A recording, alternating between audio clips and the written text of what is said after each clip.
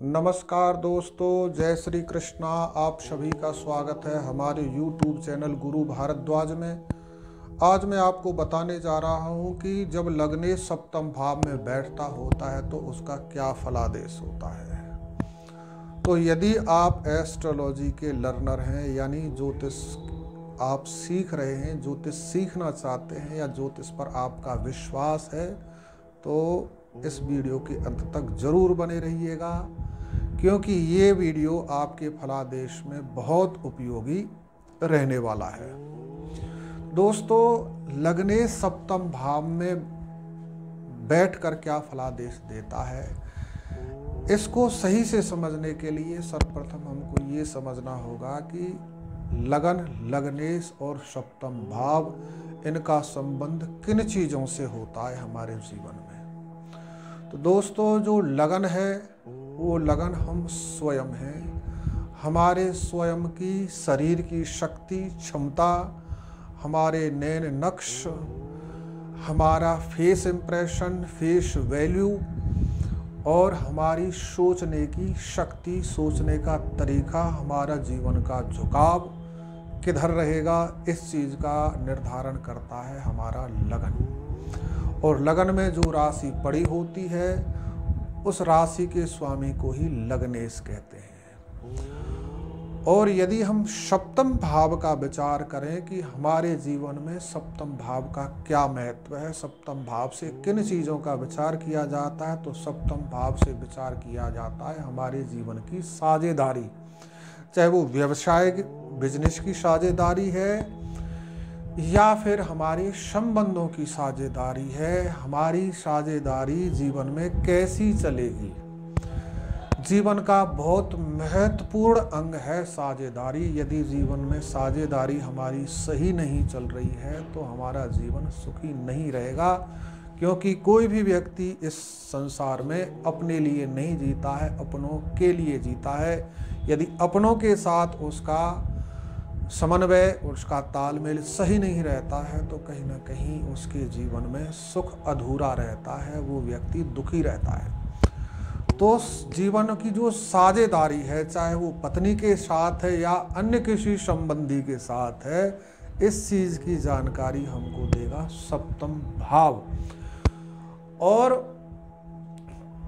पत्नी का विचार, पत्नी हमारी कैसे रूप रंग वाली होगी, कैसी उसकी सोच होगी, कैसा उसकी कदकाठी होगी, शरीर का स्ट्रक्चर क्या होगा और किस दिशा से पत्नी हमारे आएगी, यानी हमारी ससुराल किस दिशा में होगी, इस चीज़ की जानकारी भी हमारा सप्तम भाव ही हमको देता है। और काम कला, हमारे जीवन में जो पत्नी से हमको सुख मिलना चाहिए, उस सुख का विचार भी हमारा सप्तम भाव ही हमको देता है।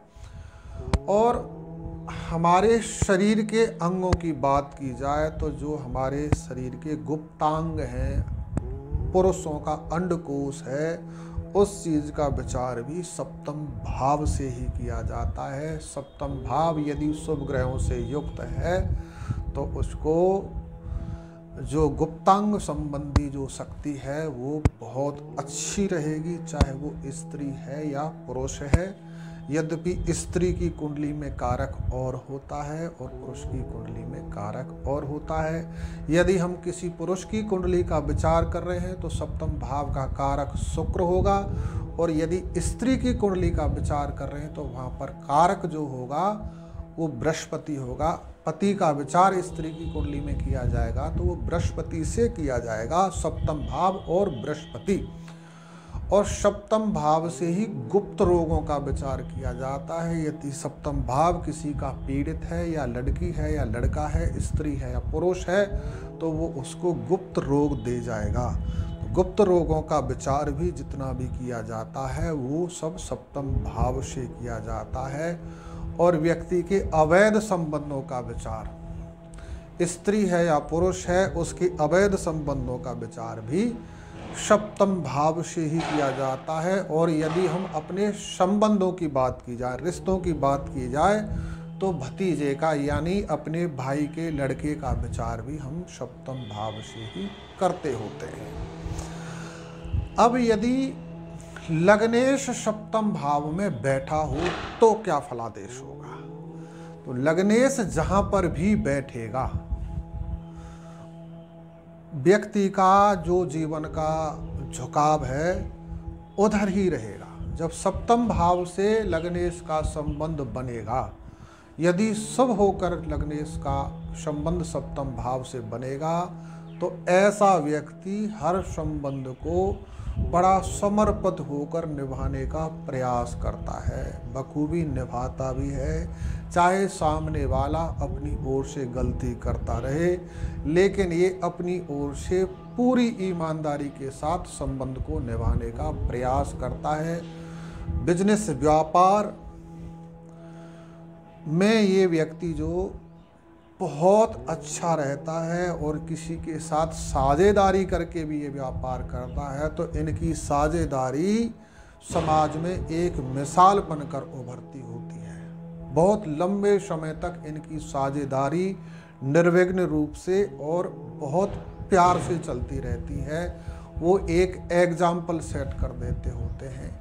ऐसी इनकी साझेदारी होती है जब सप्तम भाव में लग्नेश बैठता होता है। ऐसा व्यक्ति अपनी पत्नी के लिए, जीवन संगनी के लिए भी बहुत समर्पित होता है और इनकी पत्नी भी इनके मनोनुकूल व्यवहार करने वाली होती है, यानी मन के भावों को समझने वाली ऐसी इनकी पत्नी होती है, इनकी लाइफ पार्टनर होती है। उसी प्रकार से यदि लड़की की कुंडली से हम विचार कर रहे हैं तो सप्तम भाव में जब लग्नेश बैठेगा तो लड़की का पति का भी विचार उसी प्रकार से किया जाएगा और पति लड़की का लड़की के मनोनुकूल, मन की भावनाओं को समझने वाला होगा। ऐसे व्यक्तियों के बीच में, पति पत्नी के बीच में प्रगाढ़ प्रेम रहता है, आत्मीयता रहती है यदि लग्नेश सप्तम भाव में बैठता होता है।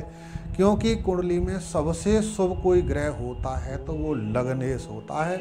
परंतु विचार ये करना बहुत आवश्यक है कि सप्तम भाव में जो ग्रह बैठा है वो किस राशि पर बैठा है और कैसी शक्ति लेकर बैठा है। यदि सप्तम भाव में कोई ग्रह कमजोर होकर बैठा है,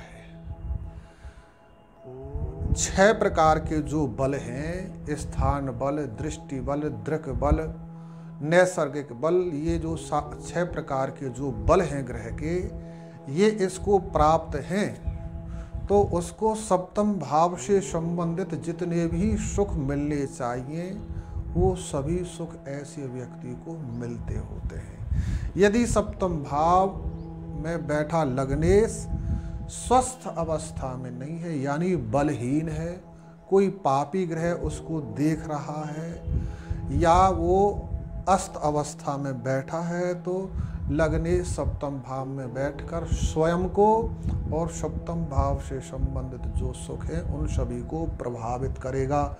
ऐसा व्यक्ति गुप्त रोगों से पीड़ित रहेगा, पत्नी के साथ उसके संबंध अच्छे नहीं रहेंगे। यदि किसी के साथ साझेदारी में काम करेगा तो वो साझेदारी भी कलेश वाली रहेगी और उसमें उसको हानि उठानी पड़ जाएगी और उसका भाई भतीजों के साथ भी कलेश रहेगा, क्योंकि सप्तम भाव में लग्नेश स्वस्थ अवस्था में नहीं है। तो दोस्तों, निष्कर्ष यही है कि निर्धारित करेगा कि आपका लग्नेश सप्तम भाव में क्या बनकर बैठा है, कैसी स्थिति में बैठा है, कैसे ग्रह के साथ बैठा है।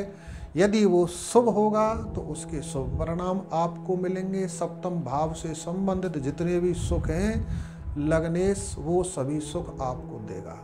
यदि लग्नेश यहाँ पर बलहीन है, पाप ग्रहों के द्वारा देखा जा रहा है, पाप ग्रह उसके साथ बैठे हैं, तो इन सभी सुखों से आपको वंचित कर देगा। इन सभी सुखों को पाने के लिए आपको बहुत संघर्ष करना पड़ेगा। इस भाव का जो स्वामी है वो शुक्र है, यद्यपि शुक्र यदि सप्तम भाव में बैठता है तो इस भाव का नुकसान करता है, क्योंकि कारको भावनाश है। ज्योतिष का एक सिद्धांत है, शुभ स्थान का स्वामी कारक ग्रह, शुभ स्थान का कारक ग्रह यदि शुभ स्थान में ही बैठता है तो उस स्थान की वो हानि करता है। ये नीति का सिद्धांत और ज्योतिष का सिद्धांत प्राय एक जैसा हो जाता है। यहाँ पर जैसे कोई योग्य व्यक्ति, सत्पुरुष व्यक्ति अपने ही जगह पर बैठता है तो उससे उस जगह का नुकसान होता है, क्योंकि वो जितना समाज में बाहर निकलकर लोगों को अपने ज्ञान से, अपनी योग्यता से परिचित कराएगा उतना अच्छा है। यदि वो अपने घर में ही बैठा रहता है तो बुरा रहता है। उसी प्रकार से शुभ ग्रहों का है, शुभ ग्रह शुभ स्थान में बैठे रहते हैं तो स्थान की हानि रहती है, और यदि अशुभ ग्रह अशुभ भाव में बैठे होते हैं तो वो अशुभ भाव के लिए अच्छा रहता है। तो इस प्रकार से दोस्तों मैं आपके लिए ज्योतिष के ऐसे ही सूत्र आपके लिए लेकर आता रहूँगा। यदि अभी तक भी आपने हमारे चैनल को इसको सब्सक्राइब नहीं किया है तो इसको सब्सक्राइब ज़रूर कर लें। इस पर जो मटेरियल मैं डालता हूँ वो आपकी एस्ट्रोलॉजिक नॉलेज को बढ़ाने में बहुत यूज़फुल रहेगा। यदि आपको ये हमारा वीडियो अच्छा लगा है तो इसको लाइक, कमेंट, शेयर करना बिल्कुल भी ना भूलें। आपने वीडियो को अंत तक देखा, इसके लिए आपका बहुत बहुत धन्यवाद। जय श्री कृष्ण।